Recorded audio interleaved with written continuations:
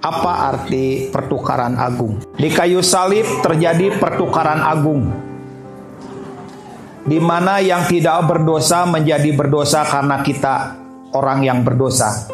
Jadi disinilah kita lihat betapa pentingnya kuasa salib dalam hidup kita. Ayat ini menjelaskan bagaimana Bapa Surgawi membuat Kristus itu menjadi korban penebusan. Dia yang tidak pernah berbuat dosa, dia tidak berdosa sama sekali. Dia tidak mengenal dosa. Dia menjadi pengganti kita. Dia menjadi dosa karena kita. Supaya apa? Supaya di dalam dia kita menjadi kebenaran Elohim. Inilah yang membuat saya semakin paham betapa luar biasanya kekristenan. Kekristenan itu bukan berbicara apa yang kita perbuat, bukan apa yang kita lakukan, tetapi berbicara tentang yang Tuhan lakukan atas kita.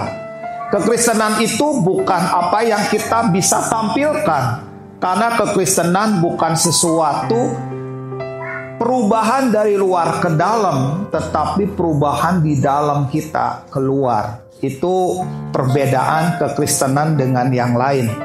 Di sini berbicara tentang Markus 1 ayat 10 dan 11. Saya suka sekali ayat ini ya. Markus 1 ayat 10 dan 11. Ini berbicara tentang Yesus dibaptis oleh Yohanes Pembaptis. Ketika Yesus datang ke Sungai Yordan, masuk dalam antrian, Yohanes Pembaptis tidak melihatnya. Dia hanya membaptis orang-orang yang lebih dahulu dalam antrian itu.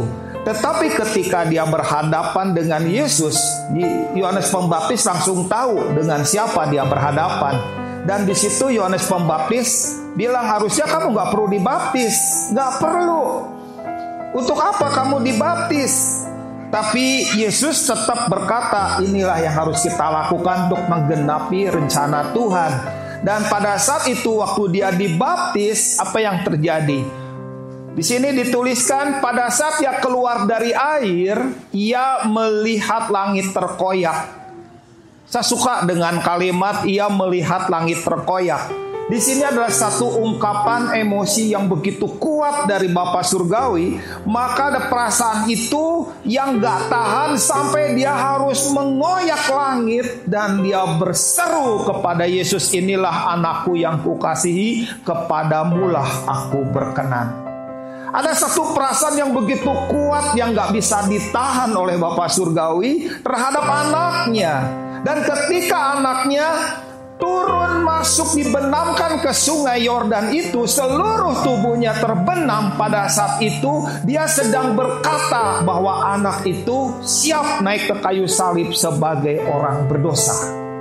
Walaupun dia tidak berdosa, tetapi air itu menutupinya, membenamkannya dan menguburnya. Dia berkata bahwa dia adalah anak yang akan naik ke kayu salib. Dan ketika anak itu keluar dari air, perasaan itulah yang gak bisa ditahan oleh Bapa Surgawi. Sehingga Alkitab menuliskan langit terkoyak. Dan dia sedang berkata kepada kita bahwa kamu semua akan dibenamkan seperti anakku. Dan kamu semua yang percaya kepada anakku akan bangkit bersama dengan anakku. Nah, itulah yang Bapa Surgawi katakan kepada kita.